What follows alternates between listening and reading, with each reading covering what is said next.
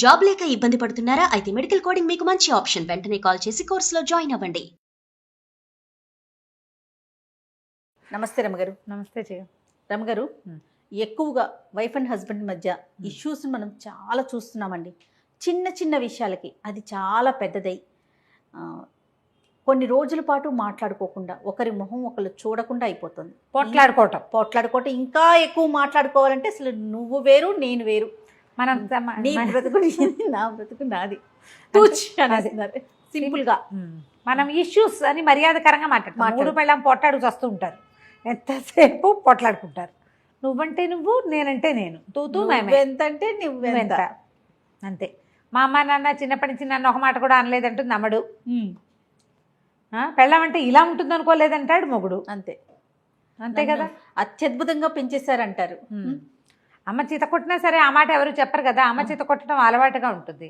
పైగా ఏంటంటే ప్యాంపర్ చేయించుకోవాలని ఉంటుంది ఆడపిల్లలకి. మగ పిల్లలకి ఆడవాళ్ళు అత్యద్భుతంగా అన్నీ చేసేసి అన్నీ చేతికి అందించేసి తమ ఏదంటే అదే జీహుజూరం చేసేసి తమకి ఒక జీతం బత్తెం లేని ఒక భృత్యురాల కింద భార్య ఉంటుంది కొంతమంది అబ్బాయిలకి.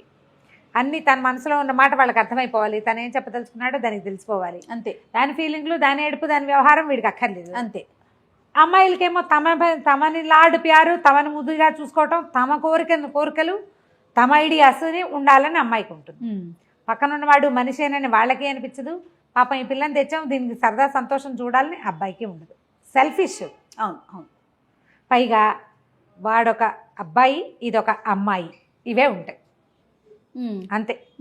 మనకి ప్రపంచంలో రెండే కదా జాతులు, ఆడ మొగ. అంతే. పోట్లాడుకుంటూ ఉండాలి. కానీ ప్రతి మొగతోటి మనం పోట్లాడాం. మన నాన్న, మన అన్నయ్య వీళ్ళు మనకు కావాలి. వాళ్ళు ఏం చేసినా కరెక్టే. వాళ్ళు ఎప్పుడు హీరోలే. నాన్నే మన హీరో, అన్నయ్యే మనకి హీరో వర్షిప్గా ఉంటుంటాడు. మన తమ్ముడే ముద్దు. మరిది మీద ఒళ్ళు మంటగా ఉంటుంది కానీ తమ్ముడి మీద మంటగా. తమ్ముడు ఏం చేసినా చిన్న వెధవా, వాడికి ఇంకా తెలియదు అనిపిస్తుంది. అదే వయసున్న మరిదికి మాయరోగం, ఓవర్ యాక్షన్ అనిపిస్తుంది. న్యాచురల్ కదా. అంతే. అదే మగ పిల్లలకి ఏమైనా ఉంటుంది, మరదళ్ళు ఓవర్ యాక్షన్ చేస్తున్నారు లేదా బుధన్ గారు అతివేషాలు వేస్తుంది అంటారు.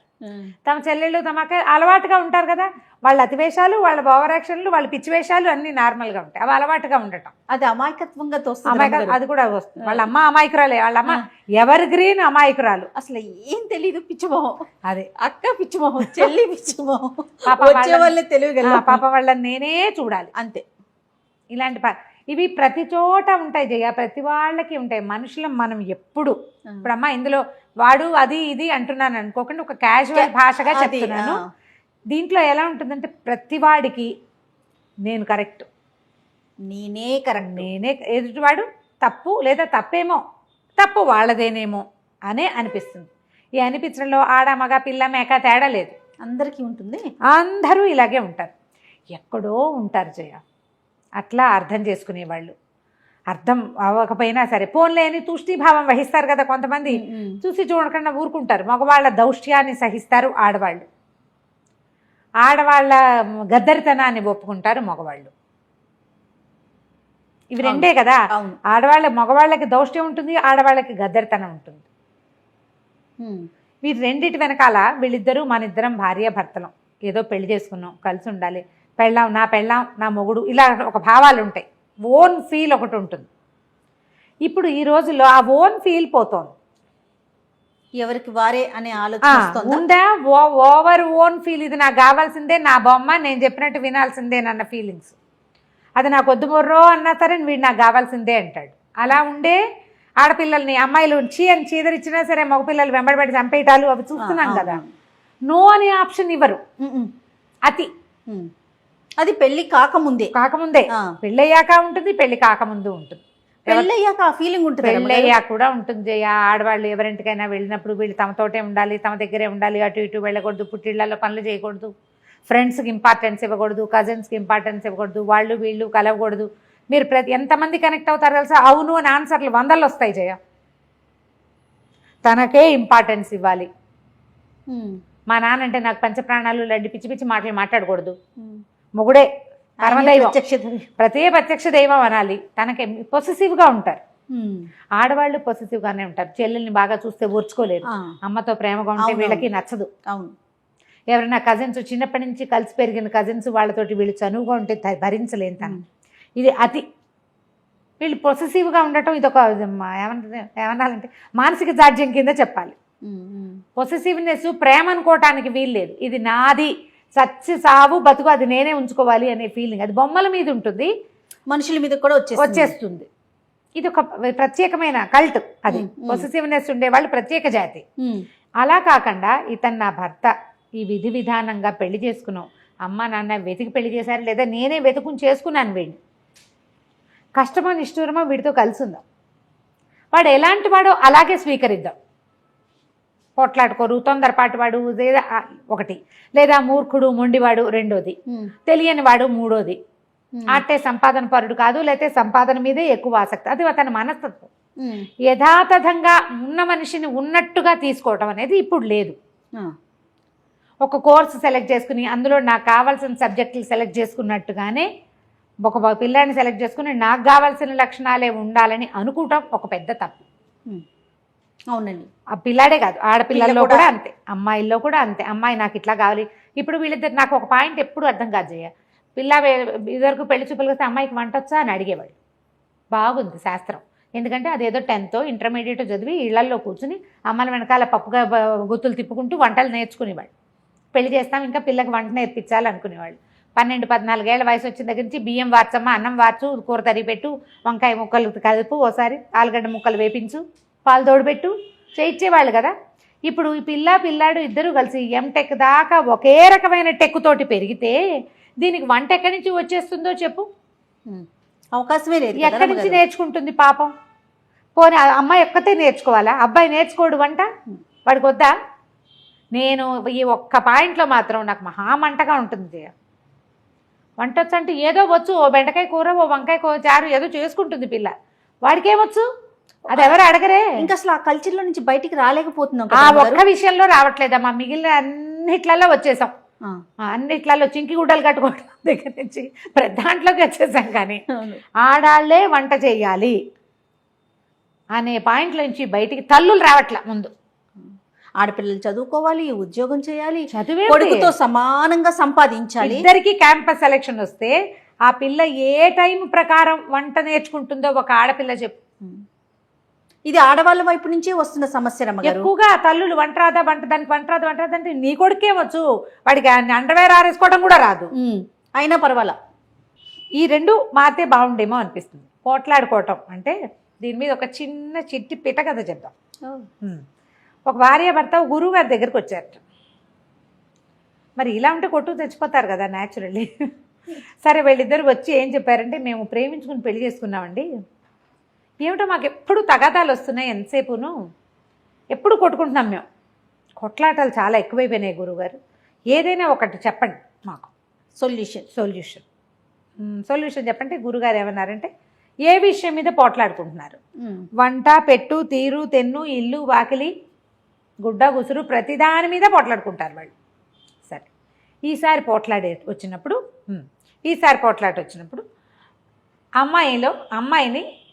అమ్మాయిని చూసినప్పుడు మీ అమ్మని గుర్తు తెచ్చుకో అని అబ్బాయికి చెప్పాడు.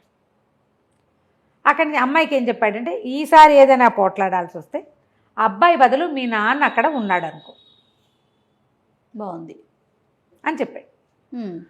ఇప్పుడు ఏదైనా పోట్లాడాలంటే నాన్నతోటి పోట్లాడాలి లేదా అమ్మతోటి పోట్లాడాలి. అమ్మాయి అబ్బాయి ఇద్దరు ఇంటికి వెళ్ళిపోయారు. 1.5-2 ఏళ్ళకు పిల్లాన్ని ఎత్తుకుని ఓసారి మళ్ళీ కడుపుతో ఉన్న అమ్మాయి వచ్చారు గురువుగారి దగ్గరికి. ఏమి బాగున్నారా అని అడిగాడు ఆయన. మీ సలహా వల్ల బాగున్నామండి అని. ఎట్లా అంటే, ఇప్పుడు కూర ఏడ్చినట్టుంది అని చెప్పాలి. అమ్మని ఏనాడైనా అంటామా? ఆ మాట అనగలమా? ఏ మగపిల్లాడు వాళ్ళ అమ్మని ఏంటి అమ్మా నీకు ఒంట్లో బాగోలేదా, కూర సరిగ్గా చేయలేకపోయావు అంటాడు. అంతేగాని నీ మొహంలా ఉంది ఎవడు నేర్పాడు అంటాడు అమ్మని. నీకు ఇలాంటి కూర నేర్పినందుకు మీ అమ్మని తిట్టాలి అంటారా? నీ పెంపకం ఇలా తగలబడింది అనగలరా? మనమ్మని మనం ఏమీ అనలేనప్పుడు భార్యని ఎలా అంటాడు? అనలేకపోయాడు. ఆ అమ్మాయి ఏం పెట్టినా తినేవాడు. అదే కూర అమ్మాయి నోట్లో పెట్టుకుని తిన్నాక అయ్యో ఉప్పు ఎక్కువైపోయింది, లేదా కారం తగ్గింది, అసలు ఏమీ బాగుండలేదు, చప్పగా ఉంది, ఎలా తింటున్నాడో నాన్నకి బాగా చేసి పెట్టాలి. అందుకని అమ్మాయి చక్కగా జాగ్రత్తగా ఒళ్ళు దగ్గర పెట్టుకుని చేయటం మొదలుపెట్టి సమస్య తీరింది. ఎప్పుడూ కూడా పోట్లాటలు కొట్లాటలు సెల్ఫిష్నెస్ వల్లే వస్తాయి. నేను, నాది, నాకు నచ్చాలి, నాకు నచ్చిందే చేయాలి, నేను అనుకున్నదే చేయాలి, నేనే అనేది కనుక మానేస్తే కొట్లాటలు తగ్గిపోతాయి. నువ్వు అంటే ఎంతసేపు పొట్లాటే కదా. అంతేగా. నేననుకో, నేను చేయగలనా ఇంత మాత్రమైనా అని ఆలోచించు కదా. అవును. అదే ఆలోచిస్తే కొట్లాటలు రానేరా. ఈ కొట్లాటలకి ఆద్యము ఇళ్లల్లో మొదలవుతుంది. పిల్లలు ఏదైనా కామెంట్ చేస్తారు, మాట్లాడినప్పుడు తల్లులు ఖండించేసేయాలి. అట్లా అనకూడదు. చిన్నప్పటి నుంచి వేరే వాళ్ళని విమర్శించకూడదు. ఆడది చేకేం చేస్తుంది, ఆడపిల్ల దాన్ని ఏం అనకూడదు, ఇలాంటి భావాలు ప్రబోధించద్దు ఈ రోజుల్లో. మనుషులం మనం, అంతే. ఆడ మగ 2 విభాగాలు ఉన్నాయి. ఒకళ్ళతో ఒకళ్ళు కలిసి ఉండాల్సిన పరిస్థితి మనది. మన జీవితం అదే. అంతే కదా. ఆడ మగ చెరిసగంగా కలిసి ఉండాలి. కొట్టుకు చూస్తూ ఉంటే ఒకే శరీరం 2 ముక్కలు అవ్వదు కదా. మనుషులు కాబట్టి విడిపోతాం. ఎందుకు విడిపోవాలి? వివాహ బంధంతో ఒకటయ్యాం. మన ఇద్దరం ఒకటే. కుడి కంటికి సరిగ్గా కనపడదనుకో, మనకి ఎడం కంటితో బాగా చూడడానికి ట్రై చేయమా.